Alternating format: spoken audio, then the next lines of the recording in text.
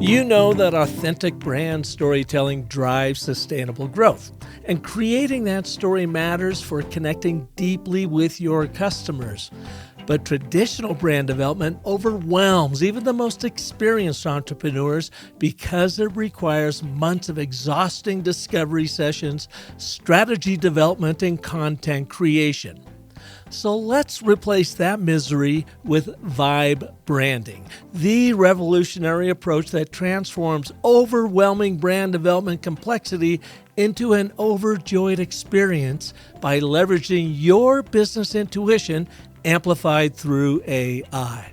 Welcome to the Business of Story. I'm Park Howell, and today my co-creator of the StoryCycle Genie, Schroeder, reveals how this systematic approach accomplishes in hours what traditionally takes months. Drawing from his extensive background in coding and system architecture, Sean introduces the 5 principles of vibe branding. You'll discover how to tap into your hard-fought business knowledge to achieve 98% time savings while creating an authentic brand story strategy that actually converts.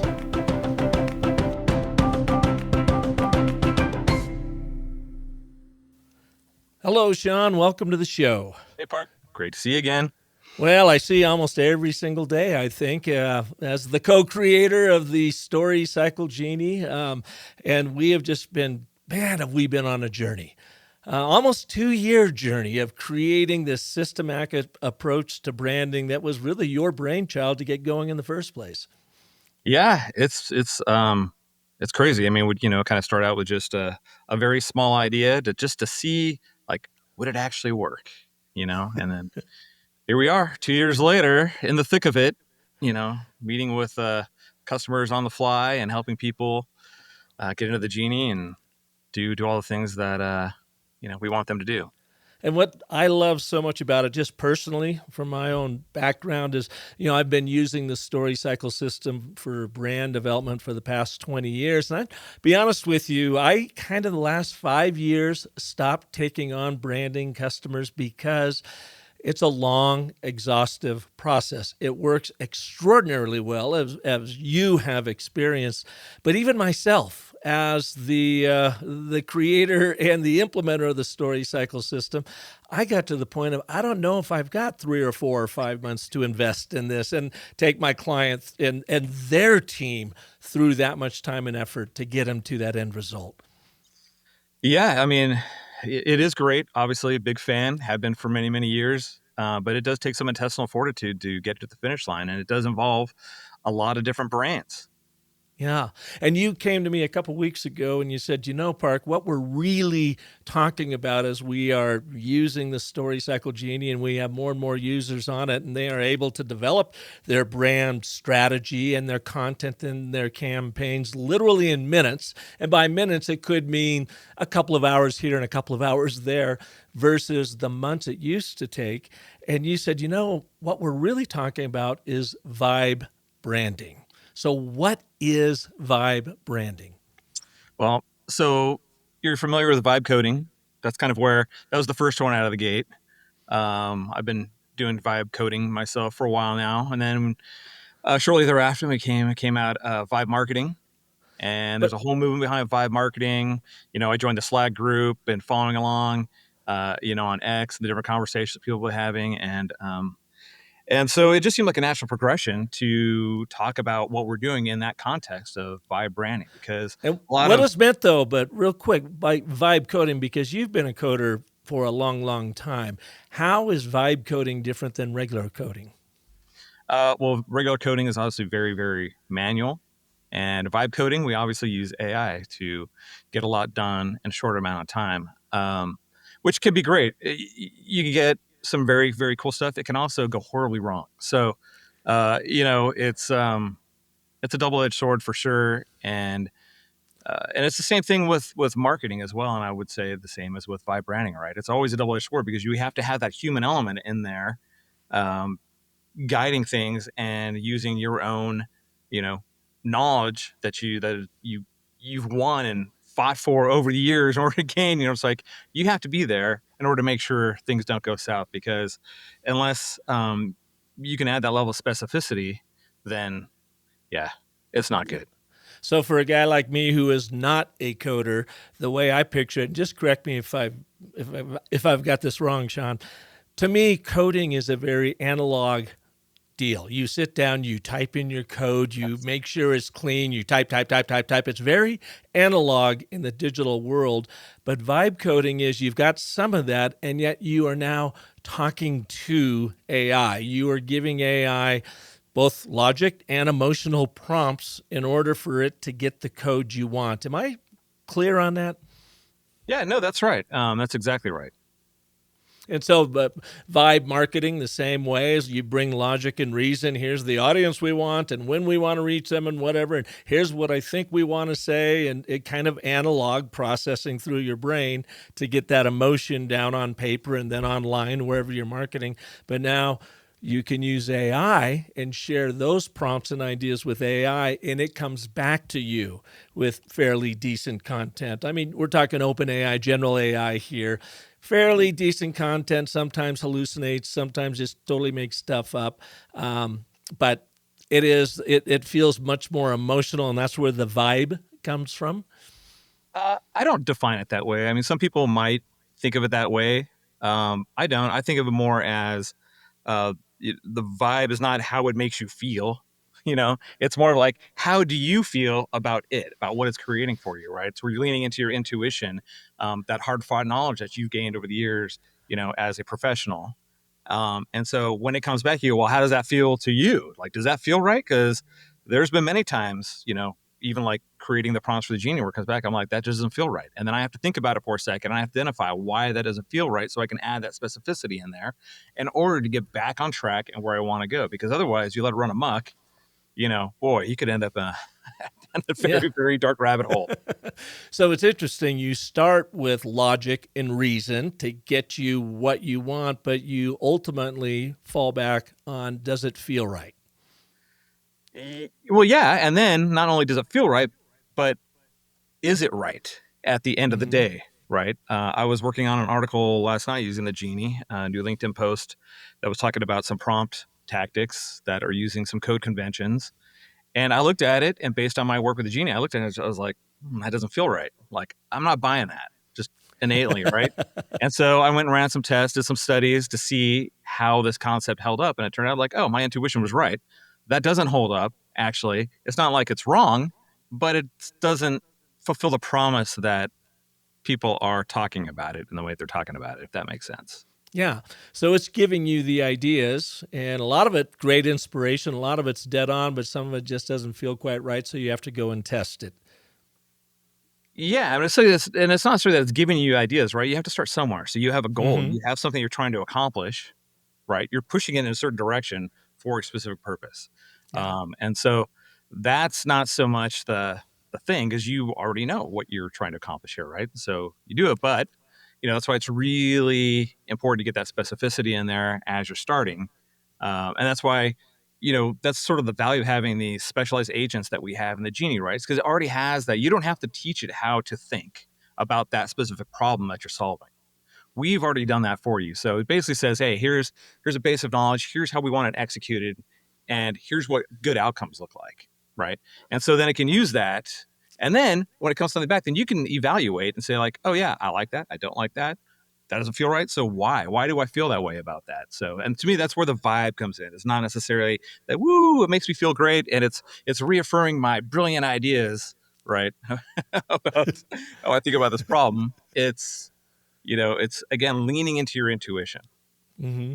So the next natural step after vibe coding and vibe marketing is vibe branding. Yeah, it How do seems you like a define it? logical Mm-hmm. extension to me for those same exact reasons, right?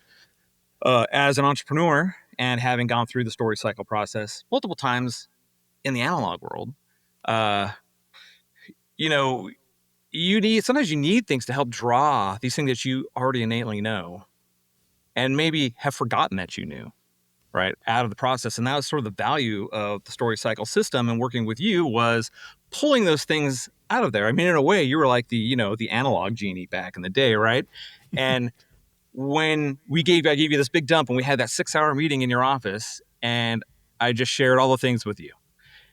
And then you came back after, some time and said, I got it. This is what you do. And I was like, yes, that is what we do.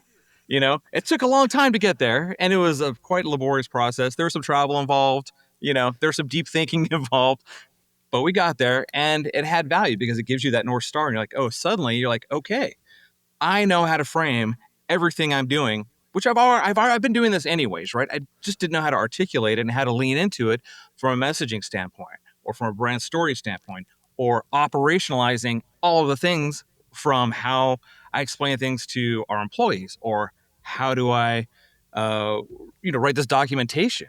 I mean, it literally informs everything. And so, it seemed like a natural progression to me to like, okay, well, that's essentially what we're doing. We're trying to shorten that deep think, right? And tap into your intuition as a professional, as an entrepreneur, as a business leader, in order to tell that true, authentic story about what you already know these things. We know you Yeah. know these things. You know these things. We're just trying to pull it out of you so that now you can lean into it and take the ball and run with it. Yeah. And so, in all of my experience, when doing it the old analog way and what I'm now experiencing and seeing the Genie do, it's really brand excavation. And what I mean by that is, what the story is. You're just so close to it, you don't see it. It's hiding in plain sight. In the job of the Genie, and the job of any great branding is to work off the business owner's own business intuition, their own marketing trend instincts, because they've been living and breathing their business and their brand quite often for years and years and years. And yet a lot of agencies, a lot of other consultants might show up and say, okay, that's all well and good, but let's take you through our proprietary process. And it quite often ignores everything that founder, that owner, that CMO has experienced, or doesn't give it the credence it needs to really unearth the authentic brand story that's there. They just don't know how to tell it yet.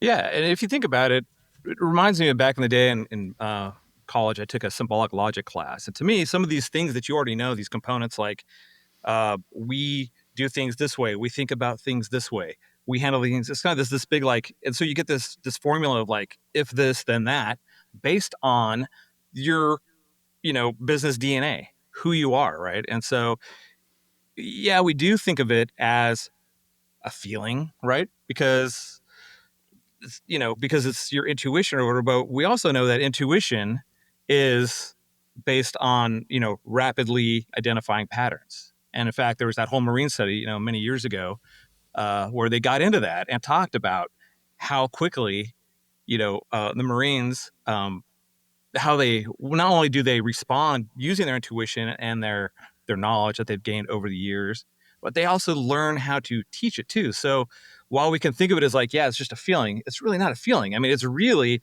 logic and reason, and that we just identify it so quickly and process it so quickly that it just feels like something to us. Mm-hmm. Well, let's walk through the 5 principles of vibe branding that you have helped identify that give structure around what this is, because I'm sure I still have some listeners right now going, come on, Park, vibe branding, really? So let's go through all 5 of these principles. Principle number 1 being developed intuition over discovery sessions, and I call that intuition versus interrogation. Yes, thank you. That's exactly what it feels like. So dive into that a little bit. What's your experience in this principle number 1? Well, before we worked with you, we had worked with a couple different branding agencies and went through the process of figuring out what car we were, figuring out what news anchor or what news network were we. Were we CNN? Were we, Piers Morgan? Were we, whatever the personality is. And yeah, part of that, you are being interrogated to kind of talk through all these things about why. Then you have to justify why, what is essentially someone else's brand, why you are that brand. And so to try and come up with your own thing, which then you can then try and operationalize from there. And so how is it different now with vibe branding? Well, with the Genie, uh, it's different because one, your first input, you can start with something. It doesn't have to be an interrogation, right? You can just give it your website or you can give it your marketing materials or whatever. So you already have a starting point, and everyone has these things, right? At some point, you've created something as a professional, as an entrepreneur, as a business leader. And so your thinking already exists in some form somewhere, right? So we don't have to go through and do the interrogation process. We just go, cool, give us your stuff and let's take a look at it, see what's there, right? And so from there, then you could do an assessment on, well, yeah, I wrote that 3 years ago, or yes, our website was, created 10 years ago, but we haven't updated it in 2 years. you know, are there some core things that are still relevant? Is it all still relevant? Or are we thinking about things differently? And if so, then you say, yeah, uh, that's great, but it doesn't feel right. It's off because Mm-hmm. of XYZ, right? And then you explain what it is. And then that just, I mean, think about how much time that saves just by Mm-hmm. giving it something to infer these things from, right? That you already know and that you've already, put created in some form. Yeah, so like you and I would sit down for a 6-hour interrogation, and I would ask you about this and that, and what about this, and you would have to dig deep into it, and like you said, justify it. And I did that with all of my brands. I mean, that was the old way of doing it, and now with the Genie, when you say give it to us, actually you do it yourself as a user. You go in and just feed it your website. Mhm. Feed it some of your marketing plan documents. Feed it a PowerPoint presentation as long as they can read the content in there.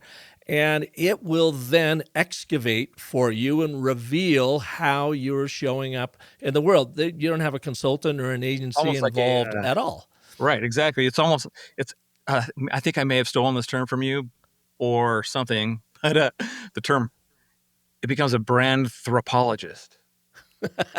A branthropologist. I'm not sure I made that up. I might have stole that from No? something. It Oh, is. okay. It's kind of like mirror, mirror on the wall. How's my brand showing up for all? And then the three things we see it does. It validates what you're already doing well. You Yep. know, the thinking and the articulation behind that. It reveals gaps and missed opportunities. And like I had one guy just the other day go through the Genie and he goes, "Oh my God, I do all kinds of work with law firms." He was an LA agency. And yet none of that showed up in any of my content. That's a gap I need to fill. And then, of course, it gives you inspiration, new ways to think about it. And this same gentleman, Rand Vic, by the way, the Vic agency said, and it gave me the most marvelous, unique value proposition, creating brands that haunt. And he goes, "That's what I do. I had never thought of that before, but that's what I do." And so that's what the Genie can do for you, and you can operate it yourself, feed it yourself, and get all that feedback. Or if you have an agency or consultant, don't fire them, get them involved in it. Have them be a part of it because it's always great to have an outside, voice, outside people looking in because they can see the forest for the trees. Yep. Exactly. Yeah. Oh, that's cool. So that's principle number one is developed intuition over just discovery sessions that can go on forever before you discover something. Number two, systematic amplification over creative translation. Now, those are big words. I boiled it down to disconnected exercises versus your developed business instincts, meaning tapping into those instincts. Yeah, that's right. So systemizing all of those instincts that you have, and you're essentially creating your, say, like, framework, like your business framework, how you do business, how you think about solving the problems that you solve, all those things that are related, right? It's taking these things that are just sort of hanging around, things that, if someone were to ask you a question, you go like, oh yeah, and you could take a left turn and share even more detail that you probably shouldn't share, like I do sometimes, right? When you're excited about something, but it's all there. And so it's taking that, systemizing it, and locking it down. You're like, okay, cool. Now we've got, uh, a map, so to speak, of all the things that we think about in terms of how we do business, what problems we solve, and who we are. What are And mission? the What are we trying to do? the way I look at that from my experience in brand development is we are now taking that conference room of whiteboards filled with thoughts and yellow Post-it notes all over the place, and everybody's written notes that somebody has to pull together and try to make sense of to create a unified document that will actually take you someplace. That all basically happens instantaneously within the Genie as you're building out your brand brain. Yeah, one thing that I found, and I think a lot of people think this way too. My wife is very analog; she has to write everything down, right? I like to capture everything digitally because I like to be able to access it later, reuse it, find it easier, all the things, right? So, but one thing when I really want to think about something, I step away from the computer and I go to the whiteboard because I can write quickly, I can basically sketch things out. And to me, this is, vibe branding is kind of the same thing, right? Because it eliminates some of that friction of uh, things going the way because it's leading you down that path and helping you discover these things. So like that you know, uh, stuff that I sent you last week about it being a truth discovery tool, Mm-hmm. right? And so it allows, the technology to get out of the way in a way and, create those conditions where, going back to my previous brand story, getting into flow, which is still very much part of how I think about things. Um, it helps create that so that you can just get to where you're trying to get to without all the distractions. Mhm. I remember that whole flow concept. That was really the core brand story for Blue River, your digital agency, and then the Mira content platform, and how we arrived at that. Chink Sense-Me-High was the guy that created Flow. And I remember the first time I rolled that out to you, you kind of looked at me sideways like, is this really a thing? And I go, oh, there's all kinds of studies on it, John. Here are the books. Go knock yourself out. And we realized, and today, that's kind of what we're creating with the Genie as well, is to take the friction out of it so you can have traction and have this flow as your story materializes before your very eyes. And, our emotional promise with the Genie is to enthrall you, to have you go, holy cow, look at that, that's right on, or oh my God, it missed this or whatever. Thinking a little bit more about that in the idea of vibe branding, I guess what it's really doing is taking the energy and the exhaustion and the overwhelm out of all of that discovery. And it's just showing you, to your point, the truth meter. Truthfully, here's how you are currently showing up in the world, whether you like it or not. Mm-hmm. And then it's your job to go and refine and define that truth so that you can really carve out your brand position. Yeah, that's exactly right. Yeah. Awesome. Principle number 3, market experience over theoretical frameworks. I kind of sum that up to abstract positionings, like I think I've got this right, versus absolute, oh yeah, resonance. Yes, that is dead on. Let's run with it. Yeah, I mean, it kind of goes back to that, identifying your car, personality as your brand exercise, right? Um, Certainly, I understand the motivation behind that. I understand the thinking behind it, and how that could be helpful. Uh, but at the same time, uh, it's kind of a misappropriation of someone else's brand, right? You're trying to live into their brand now, and so you don't really get at the truth of who you are as a brand. Yeah, you suppose we used that sort of stuff in the past, or as I was taught to do that, I guess as inspiration. But it does. It just clouds up what you are trying to do to find your own authentic brand. And the Genie doesn't do any of that on you. It Yeah, does it for you in that it says, the way, here are your archetypes. Here's the way you are currently showing up. Do you like these brand personality archetypes? Do they fit the way you want to move forward with your brand? yeah, exactly. And they allow you to capture a lot more nuance. I mean, in fact, you can't using our vibe branding methodology. You can't even get to someone else's brand. Like it's not even Mm-hmm. possible because that's just not the way it works, right? So it starts with a kernel of truth, and then we build, from there. And so I forgot what my point was. Where was I going with it? I think we were talking about that, the truth and the idea of appropriating other people's Oh yeah, yeah, brands yeah. and Right. trying So to yeah, make them a part of you. Yeah. yeah, yeah, yeah. So it's not even possible for you to go, uh, glom on to someone else's brand, because right from the get go, we're starting with you, with your business, with how you're already communicating, and so just building from there, it gives you, it's like a, this funnel that gets rid of all the noise as you go, and then eventually you end up with, hopefully, the truth at the end. And you go, sweet, yeah, and you feel, excited and empowered to do something with that. By the way, I love your squeaky chair there I'm picking Sorry. up. No, it's all good because it's like, okay, this is humans working in an AI world. And I think the squeaky chair just underscores we are not taking the humanity out of brand building. In fact, we are amplifying your business intuition and business instincts and everything that you have learned along the way. And the genie just sort of magically goes, I get you. And Yeah. here's the So way forward. I have a piece that I'm working on right now that kind of talks about that, going back to that Marines study. And, our goal, what we're trying to do is create that cognitive amplification, right?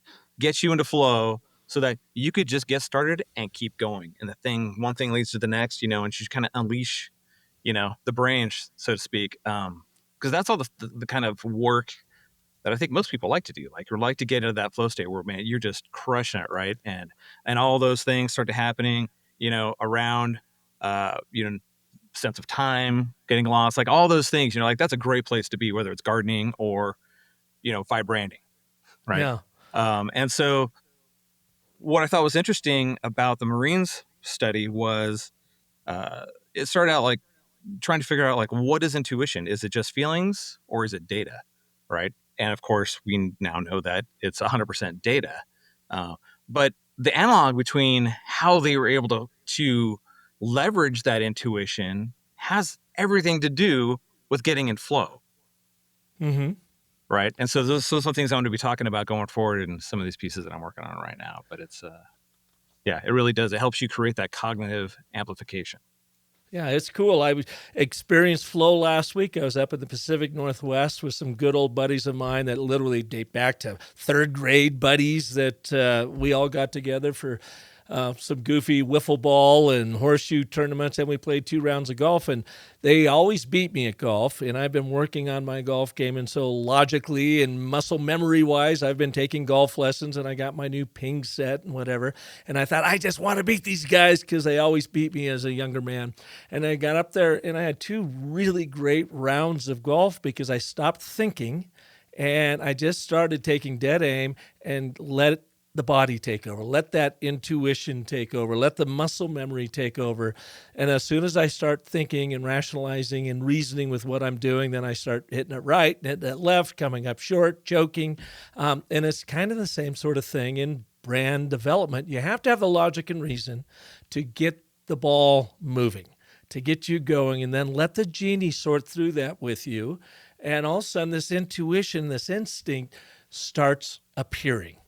And it's coming from you. It's not coming from another Homo sapien consultant trying to psychoanalyze you and figure it out and then go off and try to brainstorm ways to tell it, which is the old traditional way of branding because we didn't have the power of AI and what we're doing, didn't have the power of the genie. But to me, it's just so revolutionary to be able to take all that discovery, feed it into the genie, just simply using the materials you already have. You answer no questions.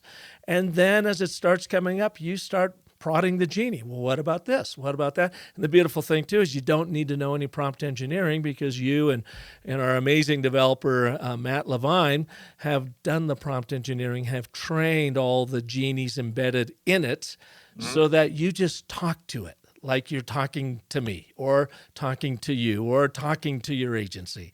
Right. Or you just click a button. Right. So one of the things that helping Yeah. me create flows, I've been creating what I'm calling the cognitive mesh architecture.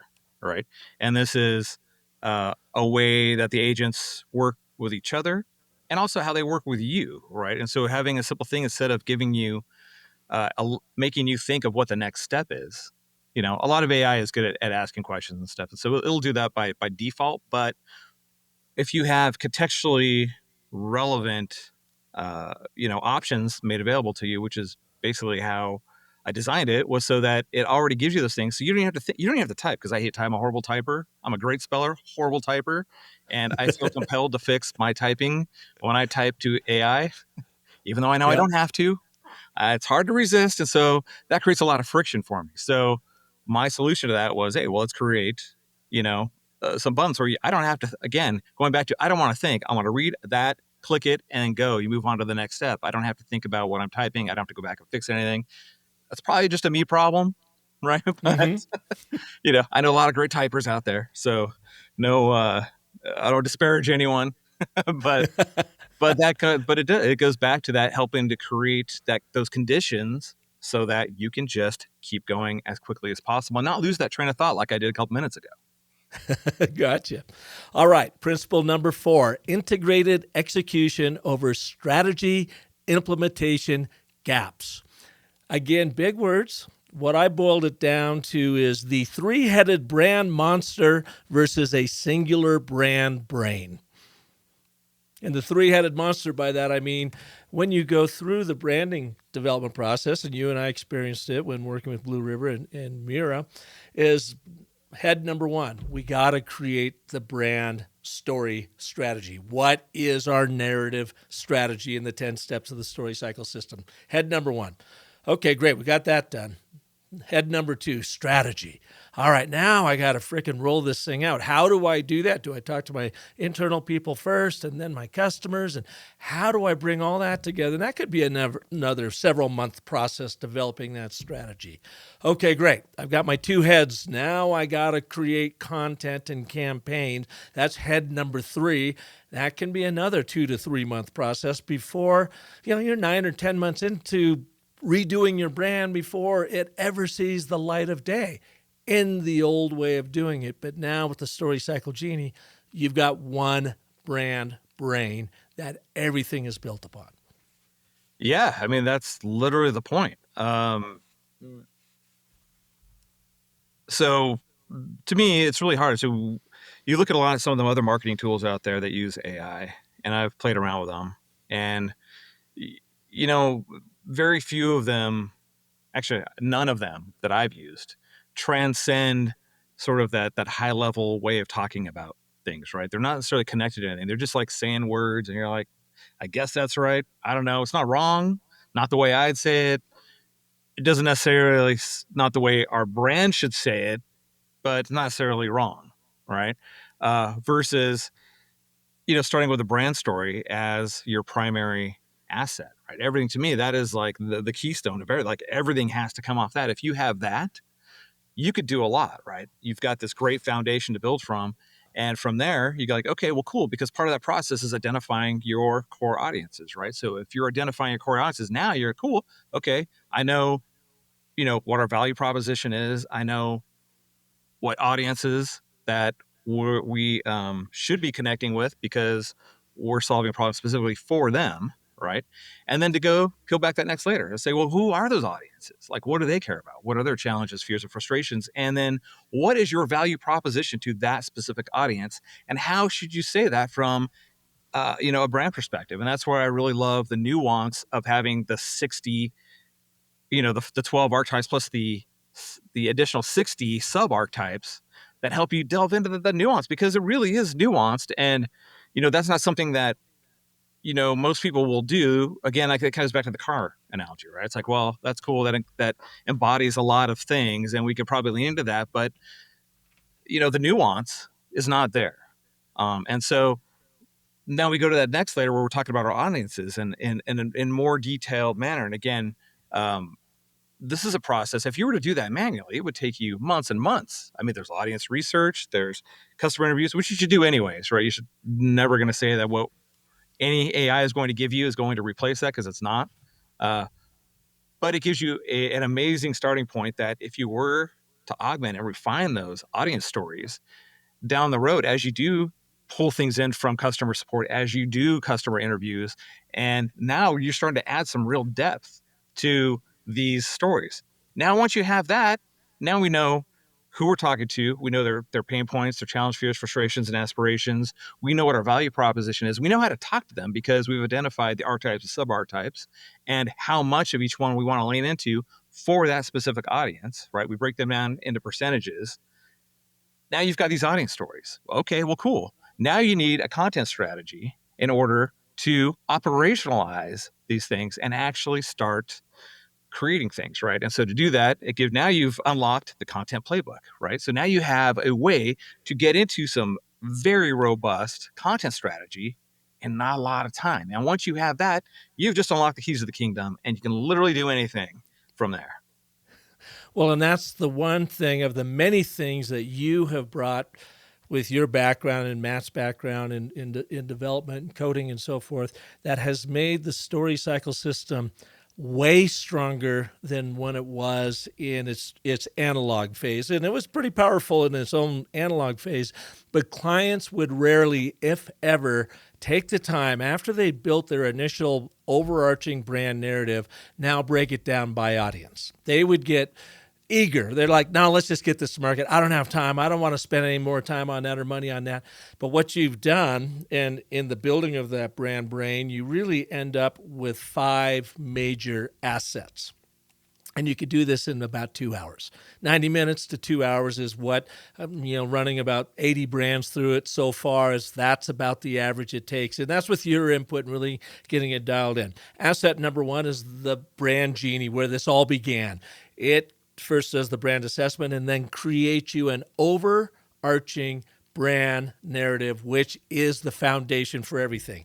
Then what you brought to it, Sean, which I love, is like, okay, now that we've got the foundational brand narrative, we know what each one of those audiences are. As you said, create a brand narrative strategy nuanced to each one of those audiences based off of our foundational brand story. So you have compelling consistency, telling that foundational brand story from your specific audience's point of view, which is enormous.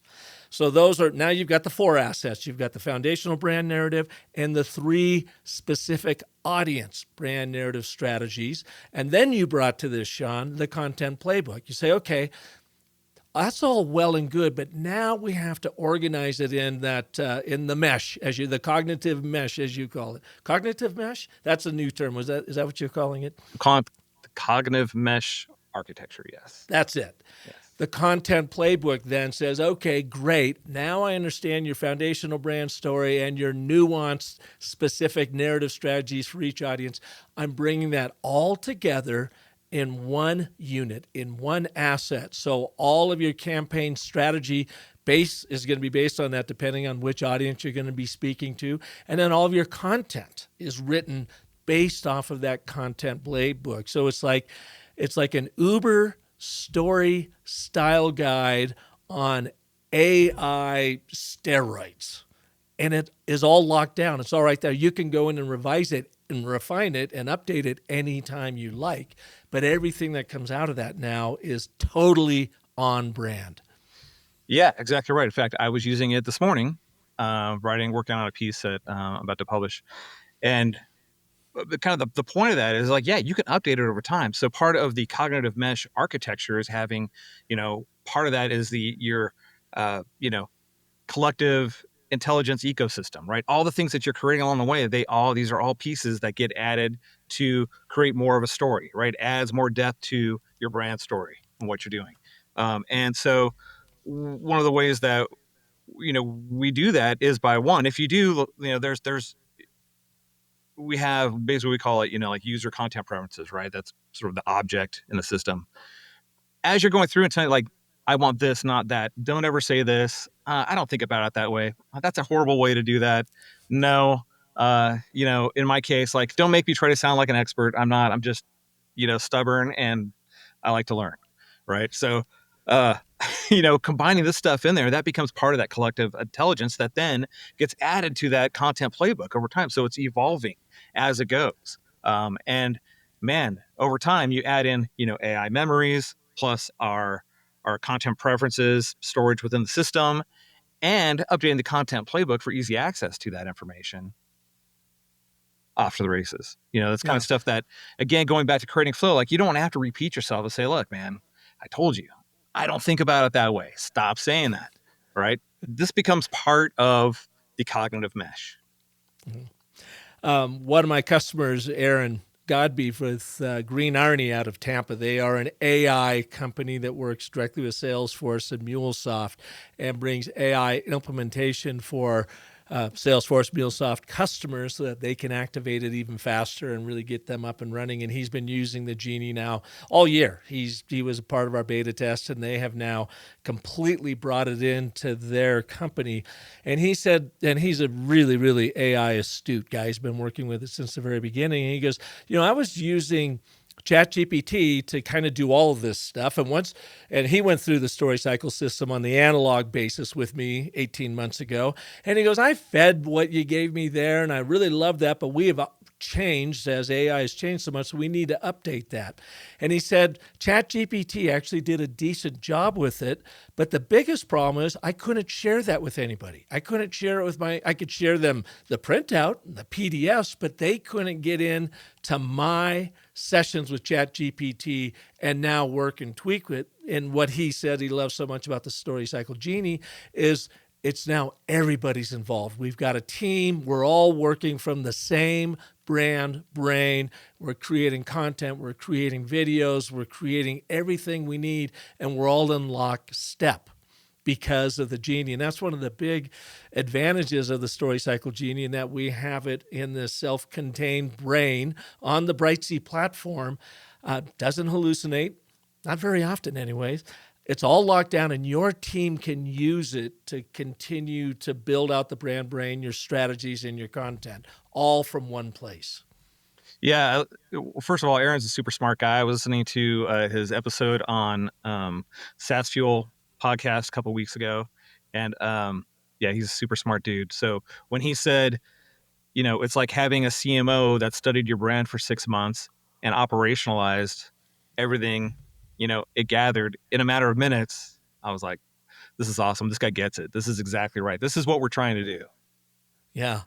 And we're not trying to put agencies or consultants out of business. In fact, that's a big question people get. So you're gonna get all of your agency buddies fired and out of business. I go, no, the smart ones are going to use this themselves to help make their clients even better, take them to market faster, reduce the workload within their own agencies, probably can even reduce the price for doing that while increasing their margins because they're doing it so much faster, so much more effectively, and they can do it hand in hand with a customer. So this is not meant to be a tool that's going to eradicate the advertising industry. If anything, it might save it, because as they're trying to play with all these other tools and make them work, this is one go-to tool for them where it's all self-contained.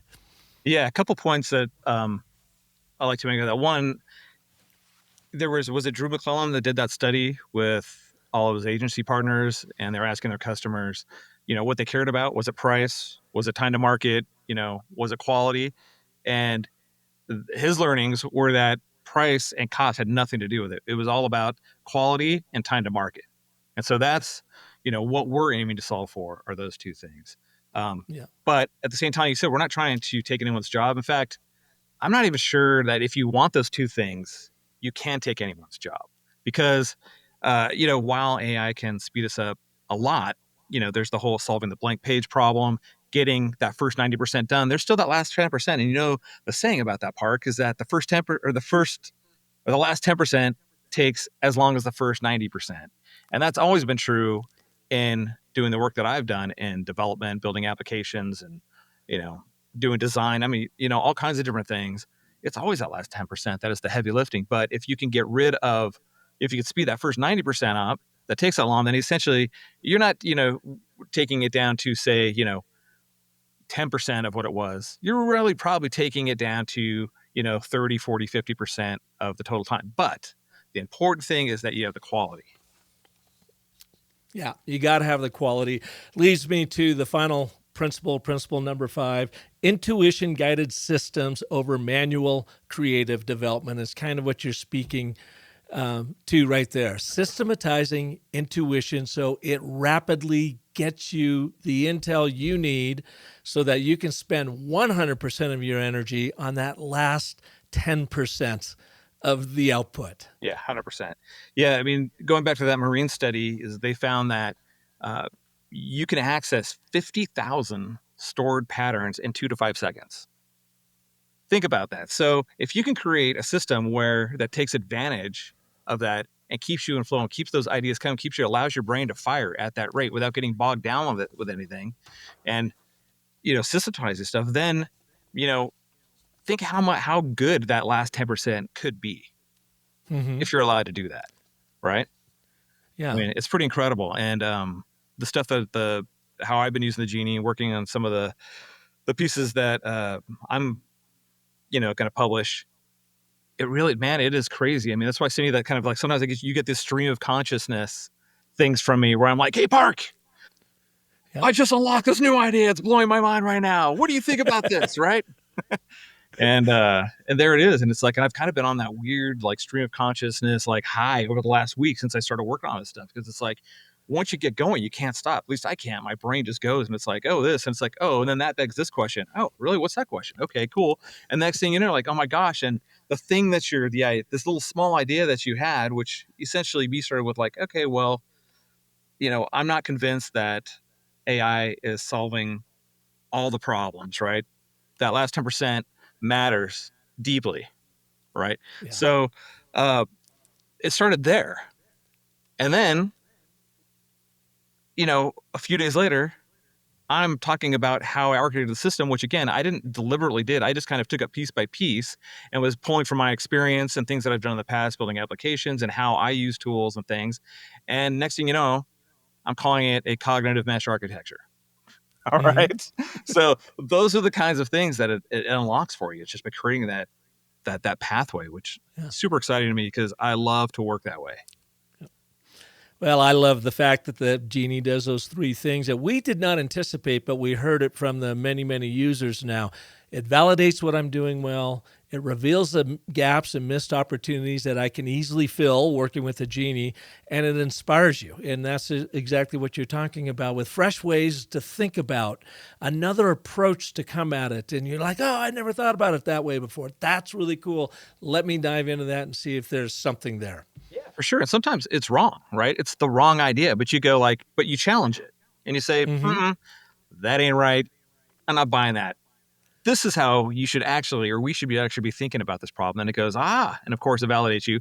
Brilliant insight, and then goes on. But it feels very good in the moment. But, but then it also allows you to go down that path a little bit more. Again, something you already know, something you're already thinking. And because it even gave you something that wasn't quite right and you identified it, now you can unlock it using, your ability to unlock 50,000 patterns in 2 to 5 seconds. Yeah.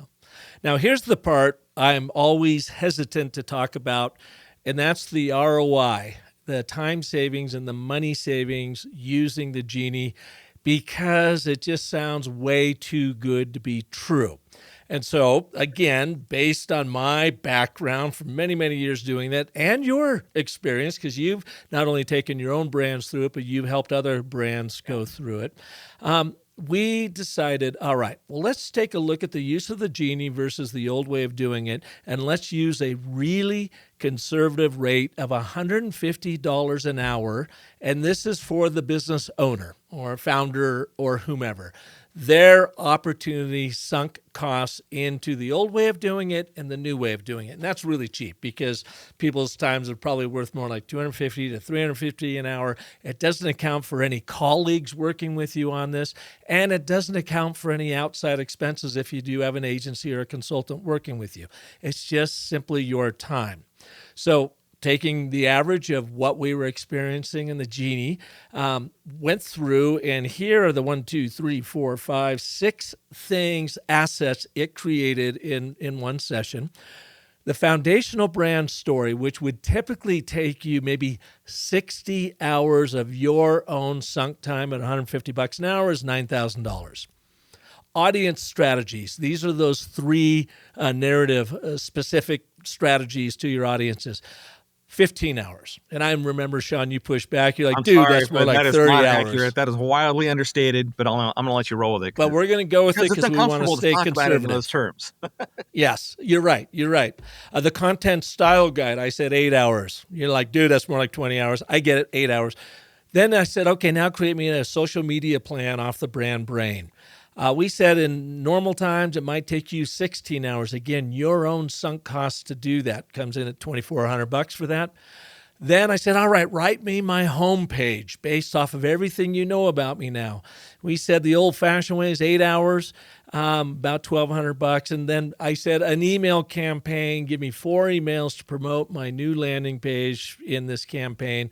Said, okay, that would typically take about 12 hours to pull together and make happen at around $1,800. We add all that up, it's about 119 hours of sunk costs to do it the old-fashioned way, and about $17,850 of your time. Again, not your colleagues and not any outside help, your time to do that, right?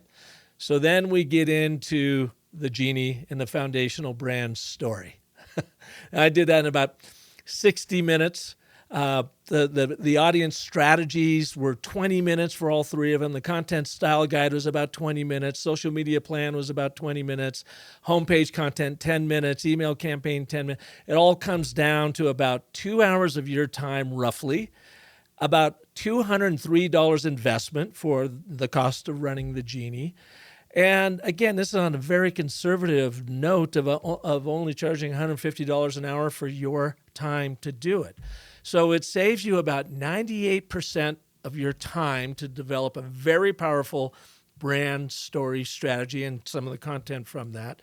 And it saves you about 99% of the cost of doing it the old-fashioned way.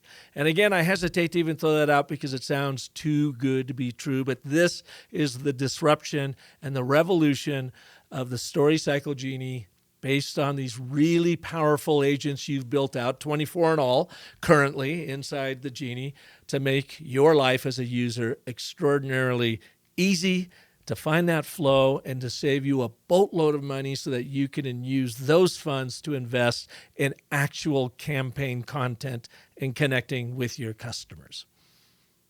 Yeah, and beyond that, I mean, just think about the opportunity cost, the time it frees your brain to go work on other parts of the business, right? It's like once that's off your plate and you know that whole thing's working, that was the big unlock for me working with you, Park, was like, oh, cool. Now I've got this North Star that I can, work against.